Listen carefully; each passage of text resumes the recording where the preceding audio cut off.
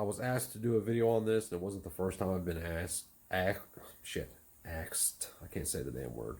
So I'm going to do it real quick. I default to freedom every time. Whether it benefits me, it works against me, whatever, I default to freedom. Trust me, there's times that it doesn't benefit me to default to freedom. For example, if my neighbor's blaring their loud ass music at 3 o'clock in the morning, it doesn't benefit me to default to freedom. I could be a jackass and call the state hired thugs and have them come shut it down, but I don't do that. It's not what I do. So the men that founded this country fought a standing army. If you read Article 1, Section 8, it speaks of the Navy, the Army, the militia, and a standing army. We know what the first three are. We know what the Navy is. We know what the Army is. We know what the militia is. But why don't we ever hear about a standing army anymore? It's because they changed the term. They no longer use the term standing army. That doesn't mean it doesn't exist. So what is a standing army?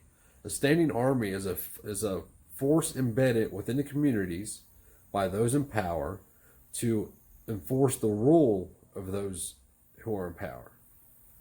Example, King George was in power. He embedded the redcoats in the colonies to enforce his rule. The founders shot them in the face. So if you praise the founders,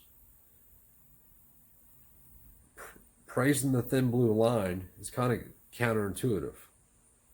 You can't do both. You can't be both. The redcoats were the police of the day. A standing army is a police force. That's what it is. It's a policing force.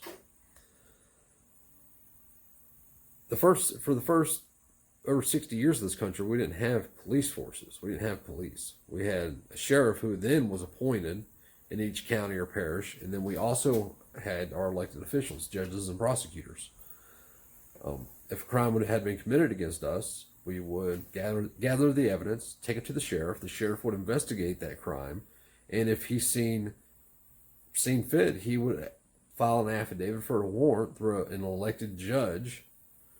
If that judge signed off on that warrant, he would then deputize members of the militia to execute the arrest with the sheriff. If, say, once those members of the militia had arrested that person, whoever committed the crime, and that person was in custody, that deputization is negated.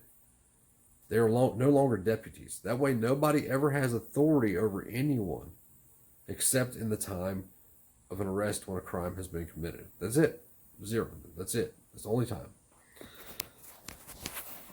Like it or not, sorry about that. Like it or not, today you're being ruled. You have a police force that they've taken an oath to the state. And when I say state, I don't mean the people. I mean the government state. And what this causes is, it leads to tyranny as well. Well, we're already under a tyrannical government. It will lead to complete despotism in the end. But the founders have seen a way for us to actually be free. We can be free. We don't need the police forces. I have no need for the police force, but I'm responsible for my own life and my own property. I take responsibility for my own life. I had a gentleman here the other day that he was a hardcore, support the thin blue line guy. If, my thought would be, and maybe I'm wrong, could be wrong, that without policing, when I say police, I mean anyone that wears a badge, with the exception of the sheriff in each county or parish. So I'm talking on a local, state, and federal level. We need to abolish all policing agencies. Period. If there's something or somebody that has authority over you, you are not free. You can't say, these people have authority or these authorities, but I'm free. That's not how it works. When somebody has authority over you, you're not free. You have to do what you're told. And we've been led to believe that in this country, that there is an authority, and that's the police forces. So if we abolish the police forces, what happens? Oh, let me back up for a second. Um, so in the late 1830s, when the police forces first came to be, they were street gangs. And I'm like literal street gangs. Like, you ever watch Gangs of New York? They were the street gangs. So what they would do is that they would extort the residents and then promise protection in return. Well, you give us this amount of money, and we will protect you from this other street gang, which is the police force there, for such and such amount of time. Our police forces today came from street gangs. They are a gang. Their roots is a gang. They're a gang today. And that's how we became ruled. You know, Boston and New York, I think New York won out on who started the first policing agencies. And it spread across the country. But how it spread is people became ignorant of their duties. They pushed their duties onto somebody else. Just like the local governments push, you know, their problems up to the state government pushes up to the federal government. The people did the same thing. They were like, oh, we don't want to be responsible for our own lives and property, so we're going to hire these guys to be responsible for this stuff. And even though they hired them to be responsible for those things, they're still not responsible for them. That's why when you die, when you get robbed and somebody shoots you, the cops show up afterward. They don't show up when the person's robbing you. They show up after the fact.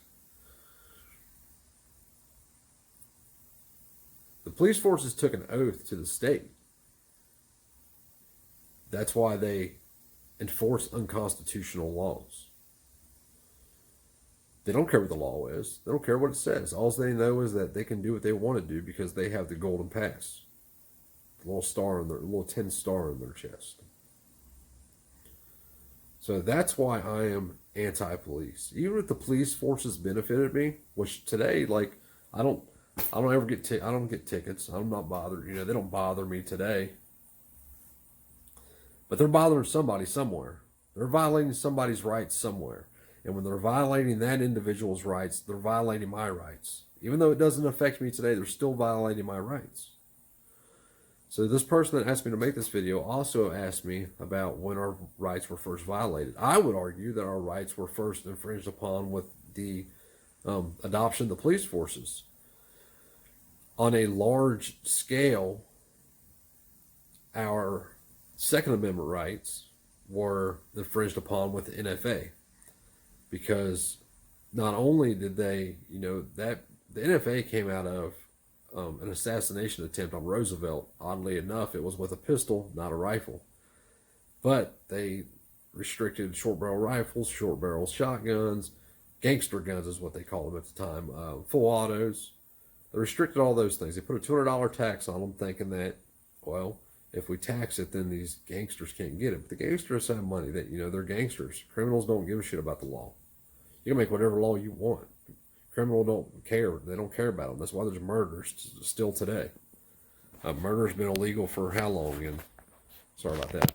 And people still commit murder. Like, creating a law does nothing. Good men don't need laws. Bad men don't follow laws. But a combination of things happen around this time. You have welfare, the NFA. Those are the two main ones I want to be talking about. With the NFA, they quote unquote took the rights of violent felons in 1934. At first, it was only violent felons. It wasn't all felons. In 1968, with the Gun Control Act, it became all felons. But then at the same time as the NFA, right around the same time, you have welfare.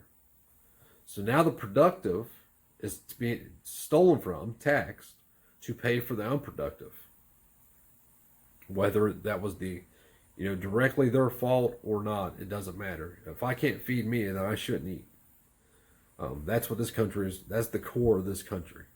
That's the core of the foundation of this country. If I can't feed myself, then I don't deserve to eat.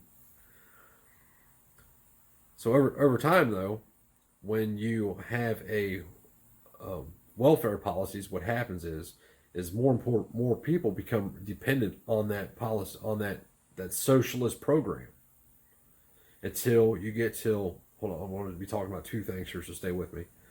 With welfare, until you get to the point that there is more with their hand out that are unproductive, than you have that are productive. And that's about where we're at today if we're not already there. Once 51% have their hand out and they can vote whatever they want because now we have allowed everybody to vote, it's over for the productive. When it comes to the violation of individual rights, specifically the Second Amendment, with the 1968 Gun Control Act, they went from just violent felons with the NFA to all felons. So now anybody that could potentially serve more than a year, their rights were taken away. That over time has morphed into everybody but the cleanest person in the world. There's states now where you can lose your right. You can lose your right. Sorry, I meant to say that. I quoted it the wrong time. You can lose your right to own, to keep and bear arms because of a DUI, which is absolutely insane. Ignorance, the people's ignorance, is what's really allowed this to happen. People don't understand what a right is. And I've said it before, and I'll say it for the rest of my life. The man that killed my son that is sitting in jail right now today, in jail, still has the right to keep and bear arms. His rights is not what was restricted. What he doesn't have is the liberty to utilize his property in exercising his rights. His liberty is what was restricted. We allow government to prosecute criminals under the Fifth Amendment. No person shall be deprived of life, liberty, or property without due process of law. Notice nowhere in there it uses the word rights. That's because the government has no authority over your rights. Your rights are yours. Our rights are ours. Our rights are collective. They're not only individual. They throw these terms around: individual rights, collective rights.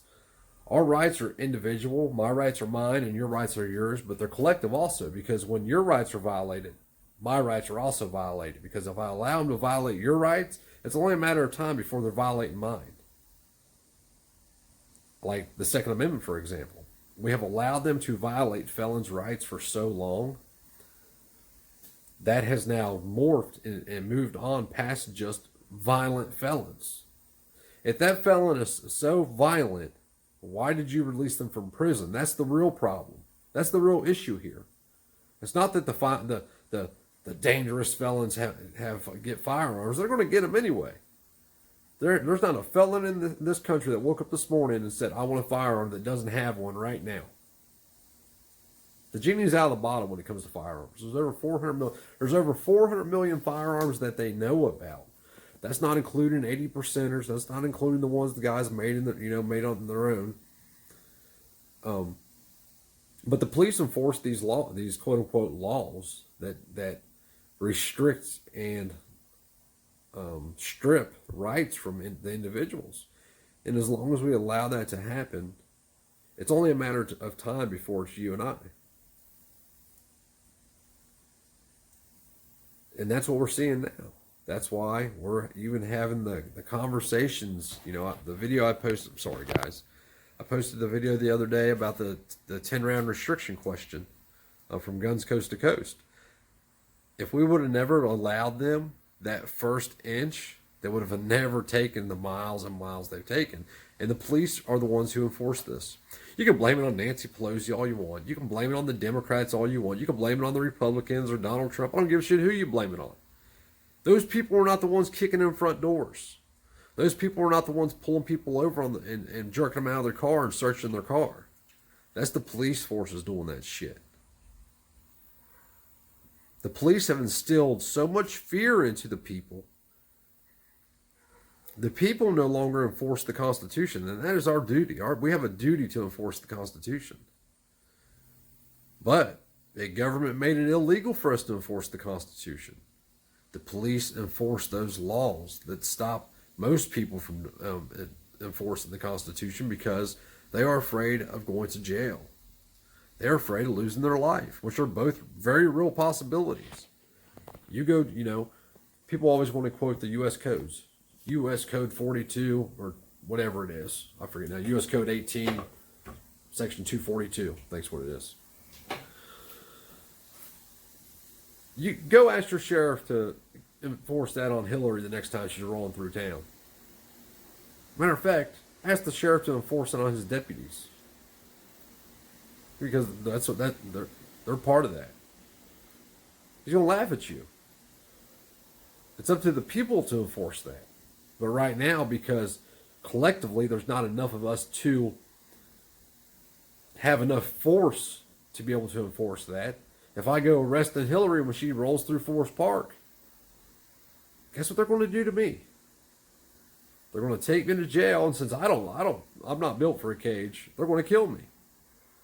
I fit in a box much better than I do a cage. I'm just saying. Just my shape. So that's why you should be against the police forces. And I'm not calling it and telling anybody, I'm not making a call for violence or no shit like that. Trust me, I wish that we could wake up tomorrow and just be free, man. I just want to be left alone. I don't want to bother nobody. I don't want nobody bothering me. Bother me, though, you have a real fucking problem. And I assure you, you do not want a problem with me. I'm an asshole. Even on the lowest level, I can be an asshole. On the highest level, I can be an asshole. Any way it goes, I will win. Unless the force comes. When the force rains down on you, you have two options: jail or death. But that's your options. Don't think that you don't always have the last say, because you do. Like I said, I fit better in a box than I do a cage. So you know what choice I've made. But until we come together and collectively have enough force to enforce our Constitution, it's only going to get worse, people. The police forces are going to continue to militarize. They're going to continue restricting the people and what arms you are allowed, because we have authority that can tell us what we can do, to keep. And it ends up in socialism and the people having no rights. I need to get one of them sticks. I don't know why I haven't. But that's why I default to freedom. That's why I'm against the police. There's no need for them. If the police forces didn't exist, hopefully, what would hopefully happen is people would stop paying federal taxes, state income taxes, which are 100% unconstitutional. It's slavery. The welfare state would fall apart. It would crumble. Now, I'll be the first person to say, if welfare ended today, the next year would be complete hell. But without those police agencies threatening you if you put a hole in somebody that comes in your home trying to steal your apples, guess what you're going to do? So those people who are unwilling to ensure their own survival will die on their starvation or die doing some stupid shit to try to get food. There are going to be the people that are actually disabled, or they just can't take care of themselves. That would be on the community, on their families, on the community to take care of those people. But if the community, their families choose not to, and that person can't physically or mentally on their own do that, I'm truly sorry. It's nature. Just like a wounded animal. The other animals don't come feed that wounded animal. If it can't survive on its own, it dies. So that's where the infringement started with the Second Amendment. There were laws before that the Supreme Court struck down that were infringements, but that was the big one, the NFA. And that's where we know. And people thought it was a good idea. Oh, these felons don't get to have, they can't buy guns anymore. Hell yeah, no more criminals, right? No, there became all felons. Then it became anybody with a domestic violence. Then it became all domestic abusers. Then it became, I personally know people that have had arguments with their old lady. I'm not kidding you. Nobody was hit. Arguments, and the neighbor called the cops. They always have to take somebody to, that we have to take somebody to jail, and now that person cannot buy firearms or own firearms. by the federal law. State law says different. Federal law, that's what federal law says. Now, the federal laws, our problem with the federal laws is that the federal government has no jurisdiction in the states. The federal government has no jurisdiction anywhere other than lands that have been legally purchased by the federal government. Now, it says U.S. territories. Is Ohio a U.S. territory? No, Ohio is a sovereign state that can make its own laws. The way the Constitution was written, the federal government is only to create laws on places such as military bases, as an example. Washington, D.C. If the federal government had the authority to create law in Ohio, we'd be the federal state of America. And Congress would just create all the laws, which is eventually what's going to happen. When we become a full-blown 100% socialist country, that's what's going to happen. Right now, we're kind of a hybrid constitutional republic and a democracy, which I hate using that term, but it's the truth. When everybody has a vote, that's what a democracy is, sort of. It's kind of a hybrid democracy. A democracy is when each person has a vote in each individual thing that's going on. And that's why we need to get back to only the productive being able to vote also. So, if you guys want me to touch on anything else, let me know. I don't care to make videos about whatever. That's why you should be against the police. That's why you should be pro everybody Second Amendment, not just you, not just the people you believe. Everybody has the right to keep and bear arms. Even my son's murderer who is sitting in jail. And if he is ever released, if he wins at trial or if he's sentenced to 30 years and is released in 30 years, when he walks out of that jail, he will be free to take the liberty to utilize his property to exercise his Second Amendment rights.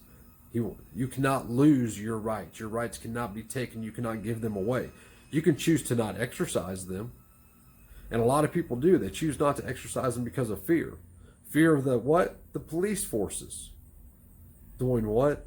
Enforcing unconstitutional laws that have been put into place by the very government that we are supposed to have authority over. But through the creation of laws, they've made it so that they want to control the people. And that's what we need to stop.